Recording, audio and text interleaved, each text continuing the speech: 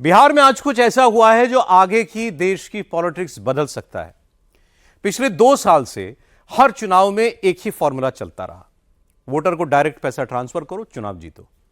चुनाव से पहले जब बजट आता था तो सरकार सीधे सीधे महिला वोट पर फोकस करती थी। लाडली योजना, मैया सम्मान योजना, ऐसे ऐसे नाम देकर 2 से ढाई हजार रुपए महिलाओं के खाते में भेजे जाते थे और फिर नतीजे भी बम्पर आते थे। मध्य प्रदेश से लेकर महाराष्ट्र तक, हरियाणा से लेकर झारखंड तक यही हुआ। लेकिन बिहार में आज नीतीश कुमार ने अचानक ट्रेंड बदला। नीतीश कुमार ने आज जो बजट पेश किया उसमें ऐसा कोई ऑफर नहीं दिया। तो क्या नीतीश कुमार ओवर कॉन्फिडेंट हैं इसी साल चुनाव में बिहार में, या नीतीश कुमार सबसे बड़ी सियासी गलती कर बैठे हैं?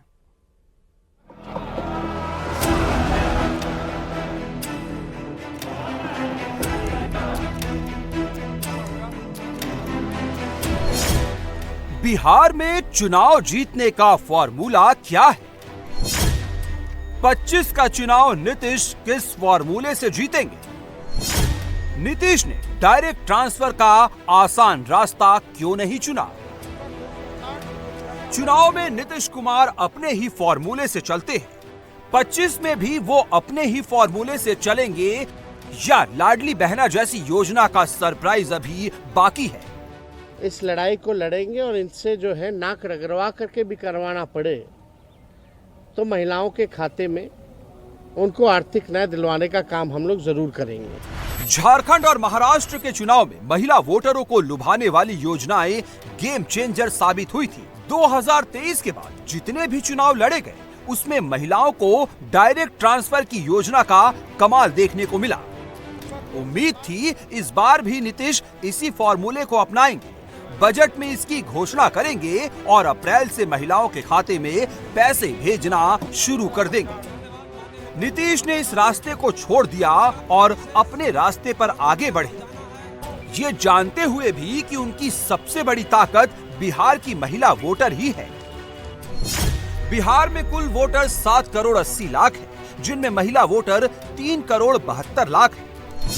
2020 के बिहार विधानसभा चुनाव में पुरुष वोटर का पोल परसेंटेज 54.68% था। महिलाओं का पोल परसेंटेज 59.69% था। महिलाओं ने 5.01% ज्यादा वोटिंग की थी। 2020 में बिहार की 41% महिलाओं ने एनडीए के पक्ष में वोट दिया था। 31% ने महागठबंधन को सपोर्ट किया था। दोनों के बीच गैप 10% का था। महिलाओं का 10% वोट इतना बड़ा चंक है कि पूरा चुनाव पलट सकता है। फिर नीतीश कुमार ने एमपी की लाडली बहना योजना, जिसने बीजेपी को 2023 में जीत दिलाई, कर्नाटक की गृह लक्ष्मी योजना, जिसने कांग्रेस को जीत दिलाई, महाराष्ट्र की लाडकी बहन योजना, जिसने महायुति को बम्पर जीत दिलाई, झारखंड में मैया योजना ने जेएमएम की जीत पक्की की। फिर भी नीतीश कुमार ने ये रास्ता नहीं चुना, तेजस्वी के लिए इसे खुला छोड़ दिया। जो माई बहन योजना में महिलाओं को 2500 रुपए खाते में ट्रांसफर करने को बड़ा चुनावी मुद्दा बना रहे हैं। हम लोगों ने कल मांग भी की थी कि 200 यूनिट फ्री में बिजली किया जाए, किसानों का जो ऋण है वो माफ किया जाए, उनको फ्री में बिजली उपलब्ध कराया जाए।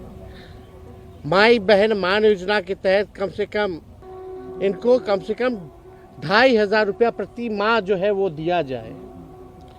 हम लोगों की मांग थी कि गैस सिलेंडर को जो है 500 रुपया कर दिया जाए। वृद्धा पेंशन, विधवा पेंशन, दिव्यांगों का पेंशन 400 से बढ़ा करके ये 1500 रुपये कर दे। लेकिन इसमें कहीं भी इस मौजूदा बजट में इस एनडीए की सरकार ने ध्यान नहीं दिया। लेकिन आखिर कब तक नहीं करेंगे? हम लोग हमेशा इस लड़ाई को लड़ेंगे और इनसे जो है नाक रगड़वा करके भी करवाना पड़े तो महिलाओं के खाते में उनको आर्थिक न्याय दिलवाने का काम हम लोग जरूर करेंगे। नीतीश राजनीति के कच्चे खिलाड़ी नहीं है, 20 साल से सरकार चला रहे हैं। वो शॉर्ट नहीं, लॉन्ग टर्म वाले खिलाड़ी हैं। बिहार की महिलाओं के लिए इस बजट में लॉन्ग टर्म फायदे वाले ऐलान भी है। रोड ट्रांसपोर्ट कॉरपोरेशन में महिलाओं को नौकरियों में 33% आरक्षण, पटना में महिला हाट की स्थापना, सभी पंचायतों में कन्या विवाह मंडप की स्थापना, प्रमुख शहरों में कामकाजी महिलाओं के लिए छात्रावास का निर्माण, महिला चालकों को ई रिक्शा और 2 पहिया वाहन खरीदने के लिए अनुदान, महिला वाहन चालक प्रशिक्षण केंद्र में ट्रेनिंग भी महिलाएं देंगी, प्रमुख शहरों में महिलाओं के लिए पिंक बस सेवा, यात्री चालक कंडक्टर सब महिलाएं होंगी, महिलाओं के लिए पिंक टॉयलेट बनाने का ऐलान बजट में किया गया है। नीतीश कुमार की जीविका बहना योजना पहले से ही सुपर हिट चल रही है। 1,31,00,000 महिलाएं इस योजना से जुड़ी हैं। करीब 45 लाख परिवारों को इससे फायदा हो रहा है। एनडीए को भरोसा है कि बिहार में महिलाएं इसी आधार पर वोट करेंगी और तेजस्वी के माई बहन योजना के फेर में नहीं फंसेंगी। इस साल चुनाव है, इसलिए उम्मीद की जा रही थी कि हाल में जहां जहां विधानसभा के चुनाव हुए वहां जिस तरह की घोषणा की गई, फ्रीबीज की घोषणा हुई, उस तरह की घोषणा यहां भी होगी, लेकिन ऐसा कुछ हुआ नहीं। देखिए, काम करने वाली सरकार है। आदरणीय नीतीश कुमार जी के नेतृत्व में 1,31,00,000 महिला पहले से स्वयं सहायता समूह से जुड़ी है, जो लगातार उद्योग जगत में अपना धमाल मचाई हुई है। लेकिन जिस तरह का फायदा दिखा है कई राज्यों में इस तरह की योजनाओं का, मुफ्त की योजनाओं का, क्या आप ऐसा नहीं करके कोई रिस्क तो नहीं ले रहे? देखिए, बिहार में जनता पर पूरा भरोसा नीतीश कुमार जी पर है। नीतीश कुमार के नेतृत्व में फिर से एनडीए की सरकार बनेगी। आने वाले समय में क्या ऐसी कुछ योजनाएं आ सकती हैं? नीतीश कुमार के नेतृत्व में फिर से हम सरकार बनाएंगे। तेजस्वी यादव अपनी माई बहन योजना की काफी चर्चा कर रहे हैं। वो माँ बहन की चिंता ज्यादा करें, अपनी माँ बहन की ही चिंता करते हैं, किसी और की चिंता करते हैं। बजट में महिलाओं के लिए डायरेक्ट कैश ट्रांसफर जैसी योजना नहीं लाने के पीछे एक और वजह बताई जा रही है कि पहले से जो योजनाएं चल रही है उनका रिस्पांस नीतीश के पक्ष में है।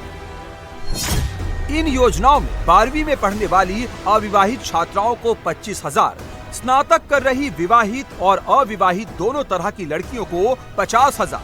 ये लाभ हर जाति धर्म की लड़कियों और महिलाओं को मिलेगा। पंचायत और नगर निकायों में महिलाओं को 50% का कोटा, सरकारी नौकरी में महिलाओं को 50% आरक्षण। इसलिए नीतीश कॉन्फिडेंट है कि महिलाओं का वोट उन्हें पहले से ज्यादा मिलेगा। महिलाओं के अलावा अरहर, मूंग, उड़द में एमएसपी की गारंटी देकर नीतीश ने किसान वोट को पहले से ज्यादा सॉलिड कर लिया है। 1 से 10वीं तक की पढ़ाई कर रहे ओबीसी, ईबीसी, महादलित सब बिरादरी के छात्रों को स्कॉलरशिप दोगुनी कर दी है। बेगूसराय में बिहार का पहला कैंसर हॉस्पिटल बनाने का ऐलान हो गया है। नीतीश सरकार शिक्षा में सबसे ज्यादा 60,974 करोड़ खर्च करेगी। स्वास्थ्य में 20,335 करोड़ खर्च करेगी। फिर भी तेजस्वी बजट पर बवाल काट रहे हैं और नीतीश पर निजी हमले करने में उम्र का भी लिहाज नहीं कर रहे।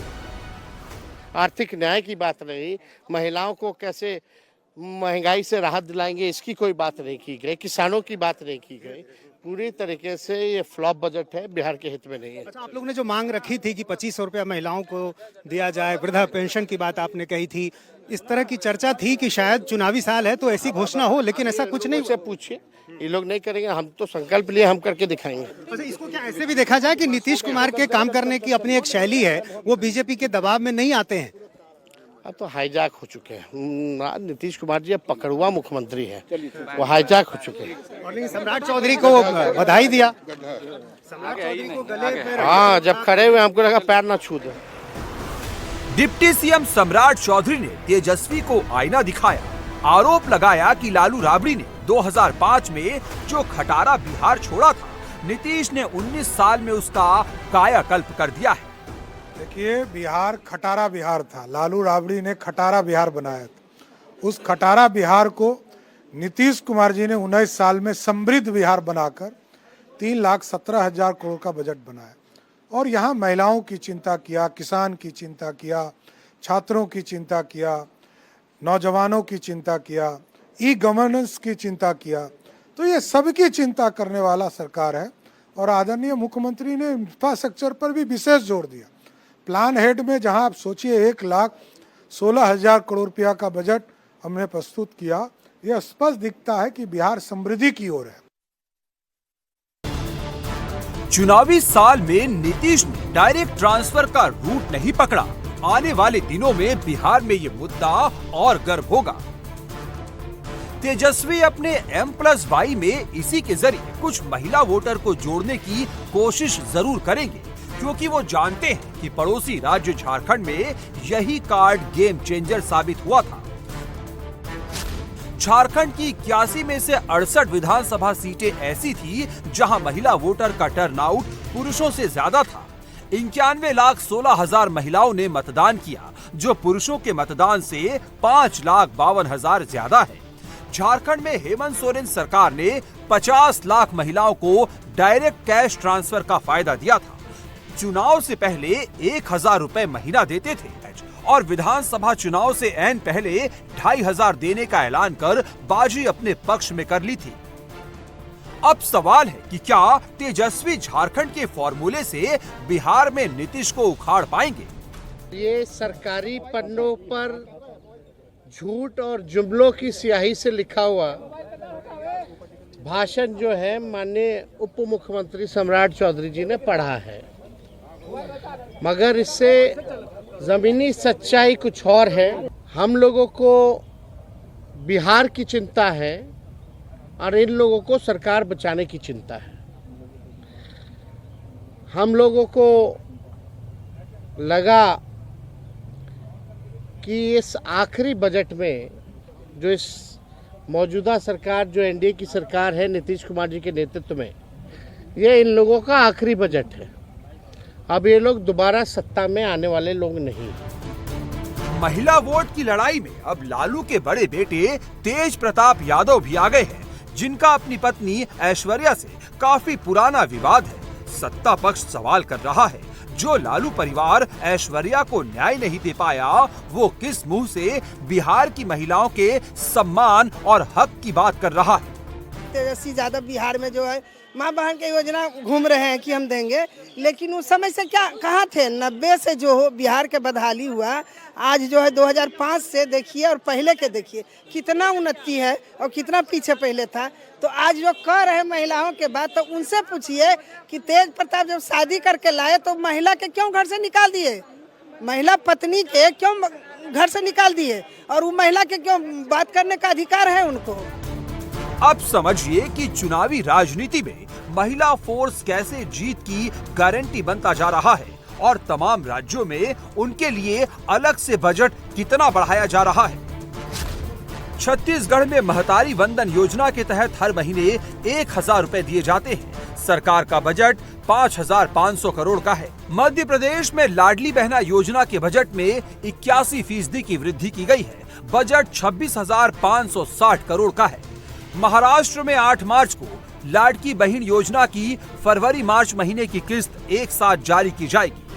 हरियाणा में लाडो लक्ष्मी योजना के तहत महिलाओं के खाते में हर महीने 2,100 रुपए देने का इंतजाम बजट में किया जाएगा।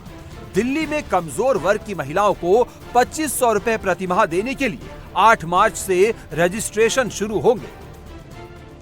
ऐसे में बड़ा सवाल है कि क्या महिलाओं के लिए चल रही पुरानी योजनाओं से ही नीतीश कुमार की नैया इस चुनाव में पार हो जाएगी, या 2-3 महीने बाद कोई बड़ा सरप्राइज भी देखने को मिल सकता है। सबको उम्मीद थी कि महिलाओं से जुड़ी योजना की घोषणा यहाँ भी होगी, जिसमें मुफ्त ऐलान कुछ ऐसा होगा। तेजस्वी यादव कह रहे हैं कि 2,500 रुपए देंगे। महिला को योजना इतना बड़ा है, महिला को सशक्त किया गया है। अब महिला को आरक्षण मिला है। महिला का आप देख रहे हैं 50% आरक्षण है। तेजस्वी यादव के राज था, कभी महिला के बढ़ती थी, महिला को मार मार के घर में रखा जाता था। अब तो महिला एकदम सशक्त हो गई है। वो क्या बोलेगा? अब माई बहन योजना क्या योजना है? हमारे पंचायती राज में देख ली महिला कितना सशक्त है। अब सवाल उठता है कि तेजस्वी क्या 2020 वाले प्रदर्शन से आगे बढ़ जाएंगे और सत्ता तक पहुंच पाएंगे? क्या नीतीश कुमार उन्हें वापस उसी जगह भेज देंगे जहां 2010 में लालू को भेज दिया था? 2010 नीतीश और एनडीए की सबसे बड़ी जीत थी। इसी वजह से तेजस्वी अब नीतीश के साथ प्रधानमंत्री मोदी की उम्र पर भी बयानबाजी कर रहे हैं। मेरे को लंबी राजनीति करते हैं, हम कोई जुमलेबाजी नहीं करेंगे। I am not 75 years old, मेरा 36 साल उम्र है। भले तेजस्वी की उम्र कच्ची है लेकिन जुबान कच्ची नहीं है। जो हमने कहा है वो हम करके दिखाएंगे। नीतीश के पास मोदी की गारंटी है तो तेजस्वी के पास लालू के जंगल राज का बैगेज है। इसलिए वो मुद्दा बना रहे हैं कि 2005 के पहले वाले समय का बखान बिहार की राजनीति में नीतीश कब तक करेंगे।